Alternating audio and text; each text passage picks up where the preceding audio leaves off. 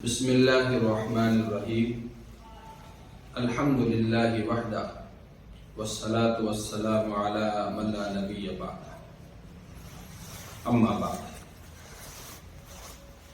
قال اللہ تبارک و تعالی فی القرآن المجید والفرقان الحمید اعوذ باللہ من الشیطان الرجیم بسم اللہ الرحمن الرحیم اللہ ولی الذین آمنوا یخرجهم من الظلمات الى النور والذین کفروا اولیاؤهم الطاغوت یخرجونهم من النور الى الظلمات اولئک اصحاب النار هم فیہا خالدون وقال تعالی یا ایہا الذین آمنوا اتقوا اللہ ولتنظر نفس ما قدمت لغد واتقوا اللہ ان اللہ خبیر بما تعملون صدق اللہ العظیم۔ حضرات محترم، یہ دنیا اللہ کی بادشاہت ہے، یہاں وہ ہوتا ہے جو اللہ چاہتا ہے۔ اللہ رب العزت نے اسلام کی شکل میں جو تعلیمات اور ہدایات ہمیں عطا فرمائی، ان ہدایات پر جو کوئی عمل کرے گا اسے دنیا کے اندر بھی اس کا فائدہ حاصل ہوگا اور آخرت کے اندر بھی اللہ اس کا نفع اس کو عطا فرمائے گا۔ اور جو کوئی اس دنیا میں اللہ کی بغاوت پر کمر باندھ لے گا، نافرمانی کے اوپر کمر کس لے گا، تو وہ اللہ کا تو کچھ نہیں بگاڑ سکتا، دنیا میں بھی اپنا نقصان کرے گا اور آخرت میں بھی اپنا نقصان کرے گا۔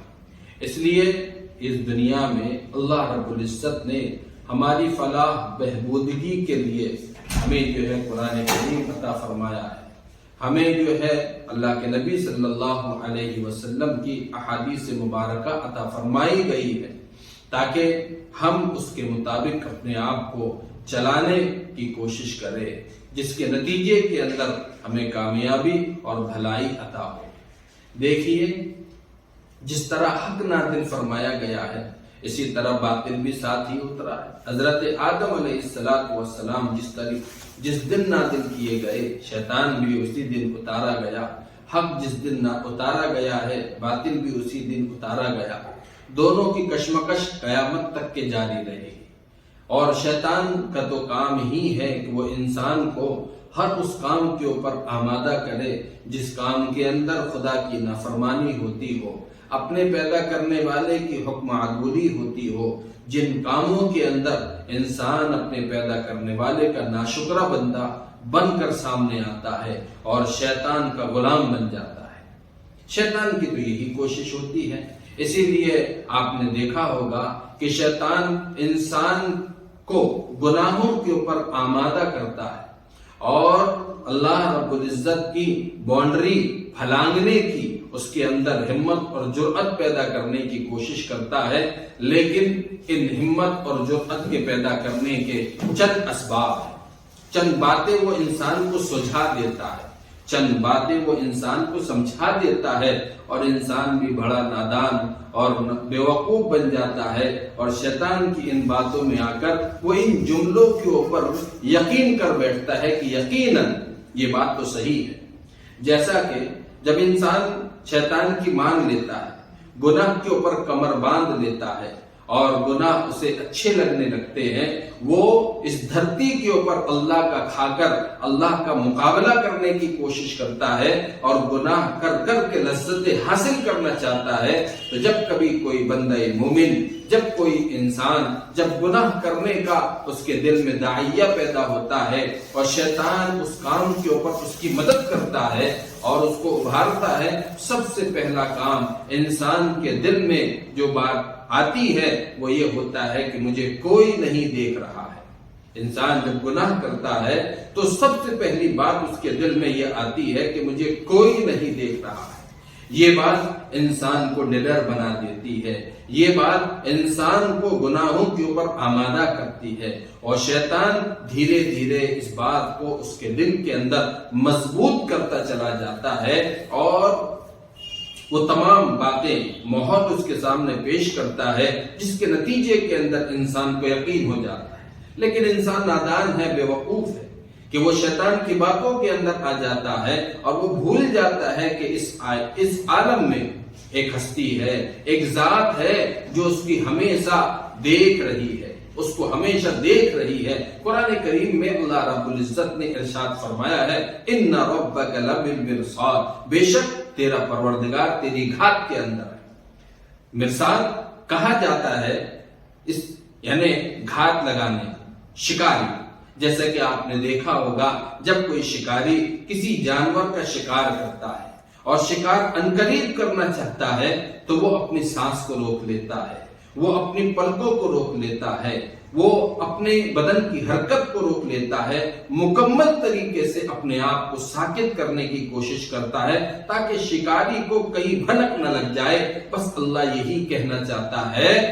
کہ جب انسان گناہ کرتا ہے اور گناہ کرتے وقت یہ سوچتا ہے کہ مجھے کوئی نہیں دیکھ رہا ہے، اللہ کہہ رہا ہے ان ربک لبالمرصاد، اے میرے بندے تیرا رب تجھے دیکھ رہا ہے۔ یا ایھا الانسان ما غرک بربک الکریم، اے انسان تجھے کس چیز نے دھوکے میں ڈال دیا ہے، تیرے رب کریم نے تجھے کس قدر حسن و خوبصورتی کے ساتھ پیدا کیا ہے، بنایا ہے۔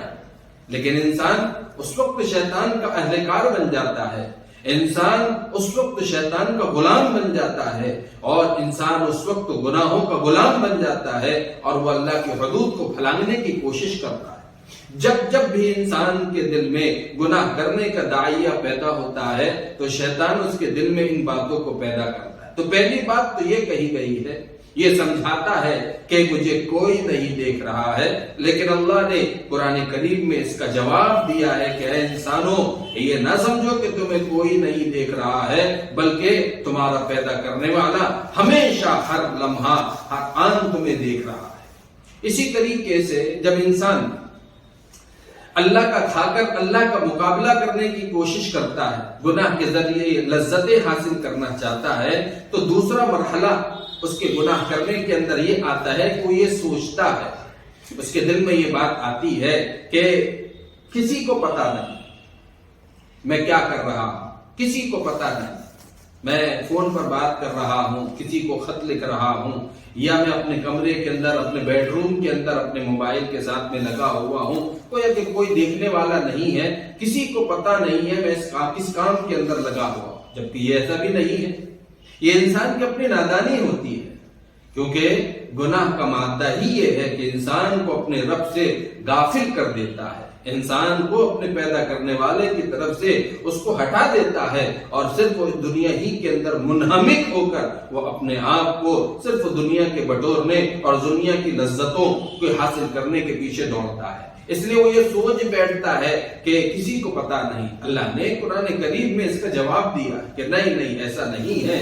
ایک ذات ہے جسے سب پتا ہے۔ قرآن کریم میں اللہ نے فرمایا خائنۃ الاعین وما تخفی الصدور، وہ تمہاری آنکھوں سے ہونے والی کنکھیوں کے اشاروں کو اور تمہارے دل میں چھپے ہوئے بھیدوں کو بھی جانتا ہے۔ کیا کسی کو پتا نہیں؟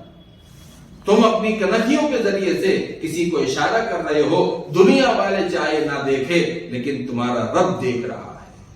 اور جو باتیں ابھی تم نے اپنی زبان پر نہیں لائی ہے بلکہ تمہارے سینوں ہی کے اندر ابھی چھپے ہوئے ہیں، ابھی تمہارے دماغوں کے اندر گناہوں کے پلان بنائے جا رہے ہیں، اللہ اس کو بھی جانتا ہے۔ ایسا نہیں ہے کہ کوئی نہیں دیکھ رہا، سب دیکھ رہا۔ ایک ذات ہے وہ قادر مطلق جس نے اس کائنات کو وجود عطا فرمایا ہے، وہ اپنے بندوں کی تمام حرکتوں سے واقف ہے۔ قرآن کریم میں جیسا کہ فرمایا گیا ہے ان اللہ لا یخفی علیہ شیء فی الارض ولا فی السماء، زمین و آسمان کے درمیان کے اندر کوئی چیز ایسی نہیں جو اللہ سے پوشیدہ ہو، اللہ سے چھپی ہوئی ہو، ہر چیز اللہ کے سامنے اوپن ہے۔ اللہ رب العزت قادر مطلق ہے، جیسا کہ احادیث میں فرمایا گیا ہے کہ ایک کالی چوٹی کالے پہاڑ پر کالی رات کے اندر جب پہاڑ کے اوپر چلتی ہے تو اللہ یہ نہیں کہتا کہ میں اس کے پیروں کو دیکھ رہا ہوں، اس چوٹی کو دیکھ رہا ہوں، بلکہ اللہ رب العزت تو اس چوٹی کے چلنے پر جو پیروں کے نشانات پڑتے ہیں اللہ ان کو بھی دیکھتا ہے۔ صرف چوٹی ہی کا دیکھنا نہیں ہے، اللہ تو اس چوٹی کے پیروں کے پڑنے کے نشانات کو بھی دیکھتا ہے۔ اس لیے غلط فہمی ہوتی ہے انسان کی کہ وہ سوچتا ہے کسی کو پتا نہیں۔ تیسری بات یہ ہے کہ جب انسان گناہ کرنے کے اوپر آمادہ ہو جاتا ہے، شیطان کا اہلکار بن جاتا ہے اور اللہ سے غافل ہو جاتا ہے، اپنے دین سے غافل ہو جاتا ہے، وہ اپنے شریعت کو پس پشت ڈال دیتا ہے، تو پھر اس کے دل میں ایک اور داعیہ اور ایک اور بات پیدا ہوتی ہے، وہ یہ سوچتا ہے کہ کوئی میرا کیا کر لے گا، کوئی میرا کیا بگاڑ دے گا، کوئی میرا کچھ نہیں کر سکتا۔ مثال کے طور پر جب کسی کا باپ فوت ہو جاوے، ماں تنہا ہو، تو بچے جب جوان ہوتے ہیں تو وہ نڈر ہو جاتے ہیں، ماں کی نہیں سنتے، رشتہ داروں کی نہیں سنتے۔ جب انہیں سمجھایا جاتا ہے کہ جاؤ میاں اپنا کام کرو، تم کیا کر لو گے، تم کیا بگاڑ لو گے، میرا کوئی کچھ نہیں کر سکتا، انسان اپنی طاقت کے اوپر مغرور ہو جاتا ہے، جوانی کے خون کے نشے کے اندر وہ چور ہو جاتا ہے اور وہ سمجھتا ہے کہ کوئی میرا کچھ نہیں بگاڑ سکتا۔ اللہ وحدہ لا شریک ہے، جس نے اس زمین و آسمان کو وجود عطا فرمایا ہے، کوئی چیز اس کی طاقت کے باہر نہیں ہے، ہر ایک کو اسی کی طرف لوٹنا ہے اور ہر ایک کو اسی کی طرف جانا ہے۔ نادان ہوتا ہے وہ انسان جو گناہ کرتے وقت یہ سوچتا ہے کہ کسی کو پتہ نہیں ہے اور کوئی نہیں دیکھ رہا ہے اور کوئی میرا کیا بگاڑ دے گا، اور اسی طریقے سے آدمی یہ سوچتا ہے کہ کسی نے مجھ کو نہیں دیکھا۔ یہ سب ایسے جملے اور ایسی باتیں ہوتی ہے جس کی وجہ سے انسان گناہ کرنے کے اوپر آمادہ ہوتا ہے، گویا کہ ان کو اسباب گناہ کہے جاتے ہیں کہ یہ اسباب گناہ ہے جس کے ذریعے سے شیطان انسانوں کے اندر جو ہے اس بات کو ڈالنے کی کوشش کرتا ہے۔ لیکن میرے نوجوانوں، میرے بھائیوں، میرے عزیزوں، یاد رکھو یہ کائنات اللہ کی بادشاہت ہے، یہ دنیا اللہ کی بادشاہت ہے، یہاں اللہ کا حکم چلتا ہے اور اللہ کی مرضی چلتی ہے، ہر چیز اللہ کے اختیار کے اندر ہے، وہی سپر پاور طاقت ہے اور کوئی طاقت نہیں ہے جو سپر پاور، اللہ کی ذات عالی، اللہ کی قدرت اور اس کی طاقت سپر پاور ہے، وہی اس کائنات کا مالک ہے اور وہی ہمارا خالق ہے۔ اس لیے جب کبھی ہمارے دل میں گناہ کا داعیہ پیدا ہو، ہمیں سوچ لینا چاہیے کہ اللہ مجھے دیکھ رہا ہے۔ جب کبھی میرے دل میں گناہ کا داعیہ پیدا ہو تو سوچ لینا چاہیے کہ مجھے مرنا ہے اور مرنے کے بعد اپنی زندگی کا حساب دینا ہے۔ جب انسان کے دل میں گناہ کا داعیہ پیدا ہو تو اسے سوچ لینا چاہیے کہ میں کھاؤں اللہ کی اور نافرمانی بھی اللہ کی کروں، یہ تو ایک اچھے انسان کو زیبا نہیں دیتا۔ ایسے انسان کو نمک حلال تو نہیں کہا جاتا لیکن نمک حرام ضرور کہا جاتا ہے۔ جب دنیا والے اس کو نمک حرام کہیں گے تو اللہ پھر کیا کہے گا؟ اس لیے میرے عزیزوں، میرے بھائیوں، میرے بزرگوں، شیطان تو اس بات کی کوشش کرے گا کہ انسان کو گناہوں کے اندر ڈھکیل کر وہ اللہ کی رحمت سے دور کروا دے، وہ اللہ کے قرب سے دور کروا دے، اللہ کی نگاہوں سے گرا دے۔ لیکن ہمیں چاہیے کہ ہم شیطان کی باتوں میں آنے کے بجائے ہم اپنے پیدا کرنے والے کی بات کو سنیں۔ دنیا میں ایسے انسان کو کوئی عقل مند نہیں کہتا جو کسی کے دشمن کا پتہ بتائے۔ ایک انسان جب کسی انسان کو اس کے دشمن کا پتہ بتاتا ہے، اس کے دشمن سے آگاہ کرتا ہے کہ دیکھو یہ تمہارا دشمن ہے، تو آدمی اس بتانے والے کا شکر گزار ہوتا ہے، آدمی اس کا احسان مند ہوتا ہے کہ جناب اللہ آپ کو اچھا رکھے، آپ نے مجھے اپنے دشمن سے آگاہ کر دیا۔ کیا خیال ہے اللہ رب العزت نے قرآن کریم میں جگہ جگہ شیطان کو انسانوں کا دشمن کہا ہے اور اتنی پیار سے کہا ہے کہ انسانوں شیطان تمہارا دشمن ہے اور تم بھی اس کو اپنا دشمن سمجھو۔ لیکن ایسا لگتا ہے کہ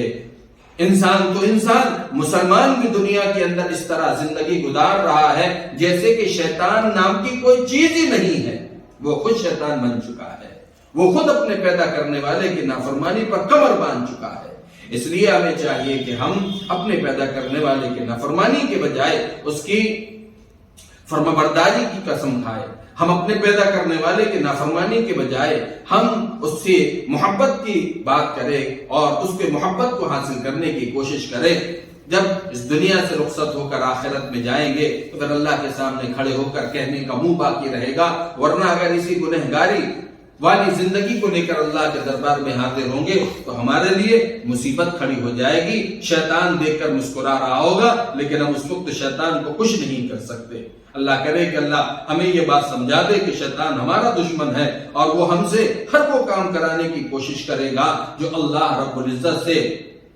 نگاہوں سے گرانے والے اور اللہ کی رحمت سے دور کرنے والے ہوں گے۔ اللہ ہمیں ہر اس کام سے بچنے کی توفیق عطا فرمائے جو اللہ تعالیٰ سے دوری کا سبب اور ذریعہ بنے، جو اللہ کی رحمت سے دوری کا سبب اور ذریعہ بنے، اور ہر اس نیکی کے کام میں آگے بڑھ کر ہمیں حصہ لینے کی توفیق عطا فرما دے، جو اللہ تعالیٰ کی رحمت کا مورود بنا دے، اور جو اللہ رب العزت دنیا سے جانے کے بعد اللہ رب العزت کے سامنے سرخ روئی کا مژدہ ہمیں سنا دیا جائے۔ اللہ تعالی ہمیں جو ہے نیکی کے کرنے کی توفیق عطا فرما دے اور برائی سے بچنے کی توفیق عطا فرمائے۔ وآخر دعوانا الحمدللہ رب العالمین۔